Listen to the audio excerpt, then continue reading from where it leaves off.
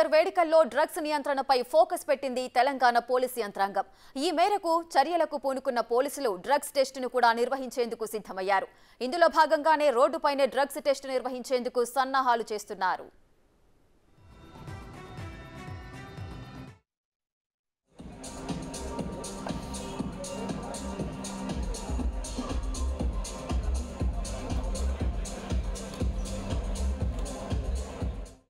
Drugs నియంత్రణలో భాగంగా test నిర్వహించేందుకు అత్యాధునిక డ్రగ్ డిటెక్టర్లను కొనుగోలు చేసింది పోలీస్ శాఖ. 3 కమిషనరేట్ పరిధిలో 120 డ్రగ్ డిటెక్టర్లు, లాలాజలం టెస్టు చేసే డ్రాగర్ కిట్స్ 20, మూత్రం ద్వారా చేసే టెస్టుల కోసం అబౌట్ కిట్స్ 100 పరికరాలను కొనుగోలు చేసింది. వీటి ద్వారా గంజాయి, కొకైన్, బ్రౌన్ షుగర్ సహా 12 రకాల మాదక ద్రవ్యాలు గుర్తించి మత్తుబాబులపై చర్యలు తీసుకోనుంది పోలీస్ శాఖ.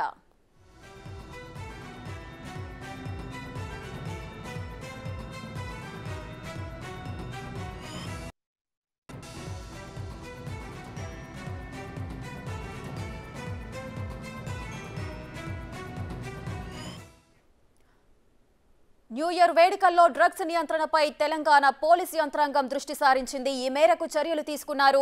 డ్రగ్స్ టెస్టును కూడా నిర్వహించేందుకు పోలీసులు సిద్ధమవుతున్నారు. మరింత సమాచారం మా ప్రతినిధి రానా అందిస్తారు.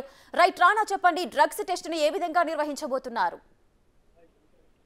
రేపు న్యూ ఇయర్ సంబంధించినటువంటి సెలబ్రేషన్స్ కూడా స్టార్ట్ అయిపోతున్నాయి. ఇప్పటికే పబ్బుల్లో కానీ ఇతర ప్రైవేటు ఈవెంట్లు కూడా పెద్ద ఎత్తున కూడా నిర్వహిస్తున్నారు. దీనికోసం ప్రత్యేకమైనటువంటి నిఘాను కూడా 3 కమిషనరేట్ల పరిధిలో కమిషనర్లు కూడా దృష్టి పెట్టడం జరిగింది. దాంతోపాటు సందీప్ శాండిల్య కూడా ప్రత్యేకమైనటువంటి టీమ్స్ కూడా ఏర్పాటు చేసి విస్తృతంగా కూడా తనిఖీలు చేస్తున్నారు. ఆ తనిఖీల్లో భాగంగానే పెద్ద ఎత్తున కూడా MDMA కానీ, కొకెన్ కానీ, అలాగే ఇతర మాదక ద్రవ్యాలకు సంబంధించిన పిల్స్ కానీ ఇవన్నీ కూడా దొరుకుతున్నటువంటి నేపథ్యం కనపడుతుంది. ఇప్పుడు రేపు సపరేట్ గా కూడా మరి ఈ యొక్క విస్తృతంగా కూడా తనిఖీలు చేయాలని కూడా భావిస్తున్నారు. కాబట్టి దాని దగ్గరికి ఇప్పటికే జర్మనీ నుంచి కూడా ప్రత్యేకమైనటువంటి డ్రగ్స్ కిట్స్ ను కూడా ఇప్పటికే తీసుకురావడం జరిగింది. ఆ కిట్లు దాదాపు 3 కమిషనరేట్ల పడికి ఒక్కొక్క కమిషనరేట్ కి 25 శాంపుల్ కిట్లు పరంగా కూడా వాళ్ళు పంపించడం జరిగింది. రేపటి నుంచి కూడా ఈ యొక్క డ్రగ్ డ్రైవ్ అనేది కూడా నడవబోతుంది. ఇప్పటికో ఎక్విప్మెంట్ అంతా కూడా వచ్చేసింది కాబట్టి దాన్ని ఎట్లా వినియోగించాలి, ఏంటనేది ఎలా టెస్ట్ చేస్తారనే దానిపై కూడా పూర్తిగా ఇప్పటికీ 3 కమిషనరేట్ల వరకు కూడా మరి అవగాహన కార్యక్రమం కూడా నిర్వహించారు. కాబట్టి రేపు అఫీషియల్ గా కూడా ఈ యొక్క డ్రగ్ టెస్ట్ అనేది కూడా చేయబోతున్నారు. ఇన్ని రోజులు కేవలం వాహనదారులు డ్రంక్ డ్రైవ్ టెస్ట్ మాత్రమే చేశారు. కానీ డ్రంక్ డ్రైవ్ దాంతో పాటు డ్రగ్ టెస్టులు కూడా చేయాలనేది కూడా సర్కార్ భావించింది. కాబట్టి జర్మనీ నుంచి కూడా అత్యాధునిక యంత్రాలను కూడా ఇక్కడికి తీసుకొని వచ్చి ఆల్రెడీ టెస్ట్ చేస్తున్న నేపథ్యం కనపడుతుంది. యూరిన్ టెస్ట్ తో పాటు ఇతర సంబంధిత టెస్ట్ కూడా చేసి వాళ్ళు డ్రగ్ తీసుకున్నారు, డ్రగ్ తీసుకున్న తర్వాత వాహనం నడుపుతున్నారు అన్న దానిపై కూడా వారు పట్టుకోబోతున్నట్టుగా మనకు సమాచారం అవుతుంది. రేపటి నుంచి అఫీషియల్ గా ఈ యొక్క కార్యక్రమం అనేది స్టార్ట్ కాబోతుంది. దాంతో పాటు ఫిల్మ్ నగర్ కానీ, అలాగే జూబ్లీహిల్స్, బంజారాహిల్స్, నగర శివార్లో కొన్ని ప్రాంతాల్లో కూడా ఎక్కువగా ఈ యొక్క డ్రగ్స్ సంబంధించినటువంటి వ్యవహారాలు కూడా ఎక్కువగా జరిగే ప్లేసెస్ అవుతున్నాయి. ఆ ప్లేసెస్ కూడా పోలీసులు ఇప్పటికే ఐడెంటిఫై చేశారు. వాటిపైన ప్రత్యేకమైనటువంటి నిఘాను కూడా పెట్టినట్టుగా సమాచారం ఉంటుంది. ఇప్పటికే పట్టుబడినటువంటి కీలక పెడ్లర్స్ ఏదైతే వాళ్ళ నుంచి కూడా ఇన్ఫర్మేషన్ కూడా తీసుకున్నారు. కాబట్టి దాని తగ్గట్టుగానే ఈసారి తనిఖీలు కూడా పెద్ద ఎత్తున కూడా ఉండబోతున్నట్టుగా తెలుస్తుంది.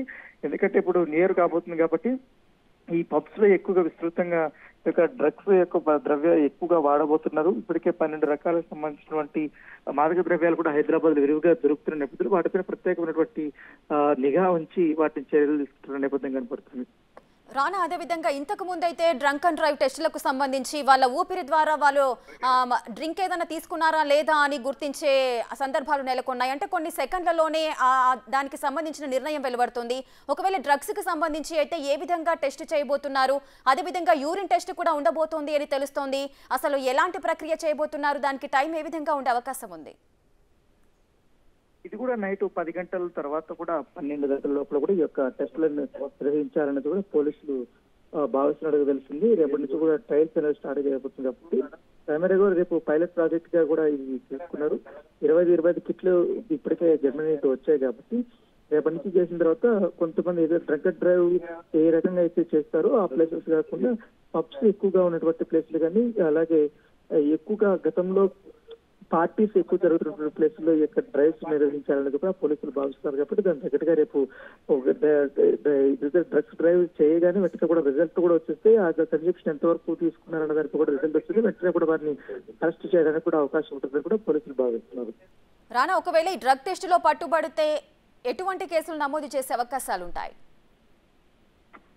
ఖచ్చితంగా మాదక ద్రవ్యాల యాక్ట్ కింద మొదటి నుంచి ఏదైతే కేసులు పెట్టబోతున్నారు. దాని తగ్గట్టు మరికొంతగా కూడా కొన్ని సెక్షన్స్ యాడ్ చేసి ఈసారి కఠినంగా కూడా శిక్షించాలని కూడా చూస్తున్నారు. కేవలం వినియోగదారులుగా కాకుండా ఎవరైతే అమ్మకందారులు కూడా పెద్ద ఎత్తున కూడా ఉన్నారు కాబట్టి వారిని ఇద్దరిని కూడా సేమ్ ఒకటే సెక్షన్ కింద కూడా వాళ్ళకి ఏదైతే కేసులు బుక్ చేసి వారిని జైలుకి పంపించే అవకాశం ఉంది. గతంలో కూడా చాలా ఈజీగా వీరికి బెయిల్స్ దొరికాయి, కానీ ఈసారి నాన్ బెయిల్ బెయిల్స్ ఎక్కువగా ఉండే అవకాశం ఉన్నట్టుగా మనకు సమాచారం ఉంది.